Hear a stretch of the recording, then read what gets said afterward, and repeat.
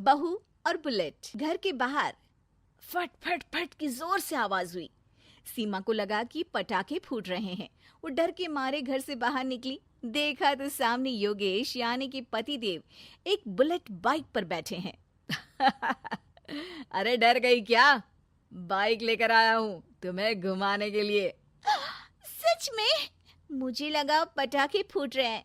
अरे पटाखे भी फूटेंगे और मिठाई भी बटेगी। माँ को तो बुलाओ। माँ भी बाहर आ जाती है। अरे योगेश बेटा, इतनी जल्दी आ गया? और ये गाड़ी किसकी है? साहब की है? हाँ माँ, तुम्हारा बेटा साहब से कम है क्या? मेरी ही है। अरे बेटा, इतनी बड़ी गाड़ी ले ली, इससे तो तू घोड़ा ही ले लेता। महंगी पड़ी होगी ना? माँ महंगी सस्ती छोड़ो और मिठाई लाया हूँ, गांव में बंटवा दो। अरे बंटवा क्यों दो? पीछे बैठो, गांव में बांट कर आते हैं। सब खुश थे। योगेश गांव के बाहर एक कोयले की खदान में मजदूरी करता था। मेहनत और अकल से उसने वहां ठेकेदारी का काम सीख लिया और सूझबूझ से ठीक ठाक पैसा बनाने लगा। गांव में बात फैल गई कि योगेश के घर धमाका गाड़ी आई है। ऐसी गाड़ी पहले कभी किसी ने गांव में तो देखी नहीं थी। योगेश और माँ गाड़ी से वापस घर आ जाते हैं। बेटा, बाबूजी ऊपर से देख रहे होंगे और आशीर्वाद भी दे रहे होंगे तुझे। वो होते तो उनको भी घुमाता माँ। पूरे गांव में नाच नाच के मिठाई बांटने जाते। जैसे मैंने नाच नाच के बांटी थी जब वो अपने लिए एक साइकिल लेकर आए थे। बस बस, बाबूजी दो बात भी सुनाते कि फटफट वाली फटफटी ले आया। सीमा आगे कहती है, अपने लिए तो ये गाड़ी ले आए और मेरे लिए? अरे ये गाड़ी तुम्हारे लिए ही तो है। पक्का मेरे लिए है? अरे पक्का तुम्हारे लिए है। अगली सुबह जब योगेश सो रहा होता है तो उसे बाहर से गाड़ी की आवाज आती है। वो घबराकर चिल्लाता है, चोर चोर, मेरी गाड़ी ले जा रहा है, चोर चोर। माँ भी जागती है और योगेश के साथ दरवाजे की तरफ भागती है। जैसे ही दोनों बाहर निकलते हैं तो देखते हैं कि सीमा गाड़ी चला रही है। अरे बहू, नाक कटवाओगी क्या? ये क्या कर रही हो? अरे गिर जाओगी, ये क्या कर रही हो तुम? सीमा गाड़ी को रोक कर कहती है, सारे गांव में घुमा लाई, कहीं नहीं गिरी। क्या? सारे गांव में घुमा लाई? अरे लोग क्या कहेंगे बहू? सोचा क्या एक बार?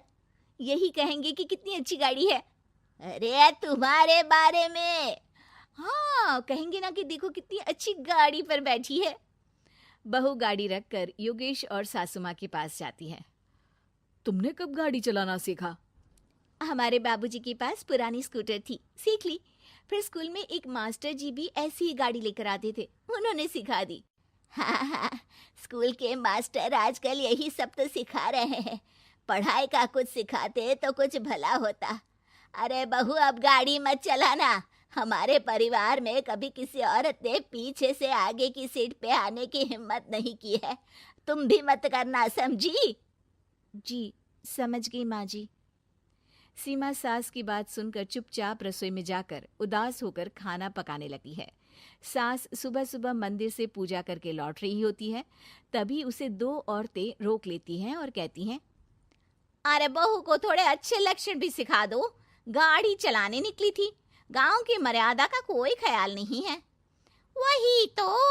अरे पैसे आने लगे हैं तो क्या मतलब कि किसी रीति रिवाज को नहीं मानोगे? अरे समाज में रहना है तो समाज के ढंग से ही रहना पड़ता है। अरे लाज भी नहीं आई बहू को? चूल्हे चौके से निकलकर सीधे गाड़ी लेकर चौराहे चबूतरे नाप लिए, फट फट फट करते हुए। अरे कुछ कह देना उसे। अरे ये क्या कहेगी? बूढ़ी सास है, इनकी थोड़ी ना चलती होगी घर में। हाँ, बहू की ही चलती होगी, मर्जी भी और गाड़ी भी। सास सब सुनकर घर आती है और बहू को चिल्ला के बुलाती है, अरे नाक कटवा दी सबके सामने गाड़ी चलाकर। औरत जात गाड़ी नहीं चलाती। शहरों में तो 4 पहियों वाली गाड़ी भी चलाती हैं और हेलीकॉप्टर, हवाई जहाज भी। शहर में थोड़ी ना रहती हूँ मैडम साहिबा। आज के बाद गाड़ी से ही नहीं, यूं भी निकलना बंद तुम्हारा घर से। माँ सही कह रही है। कहीं भी जाना हो तो मुझे बता देना, मैं लेकर चलूंगा। आज माँ को तुम्हारे कारण कितनी बातें सुननी पड़ी। इतना कहते हुए योगेश वहां से चला जाता है। बारिश की वजह से कारखाने के रोड पर कीचड़ रहता है, इसीलिए योगेश गाड़ी घर रख कर जाता है और किसी से लिफ्ट लेकर कारखाने पहुंचता है ताकि नई गाड़ी गंदी ना हो। लेकिन शाम को इतनी तेज बारिश होती है कि उसे वापस आने का कोई साधन ही नहीं मिलता। बारिश बढ़ती जाती है। रात के 11 बज जाते हैं। रास्ते में एक नदी का ब्रिज है। अगर उस पर पानी आ गया तो योगेश कारखाने में ही फंस जाएगा। पूरी रात भूखे प्यासे बितानी पड़ेगी। घना अंधेरा, बिजली की कड़कड़ाहट और तेज बारिश। राजेश डर भी रहा था, ठंड से कांप भी रहा था। तभी उसे रोड से आती हुई एक रोशनी दिखती है। वो देखता है कि उसके सामने एक बाइक आकर खड़ी हुई है।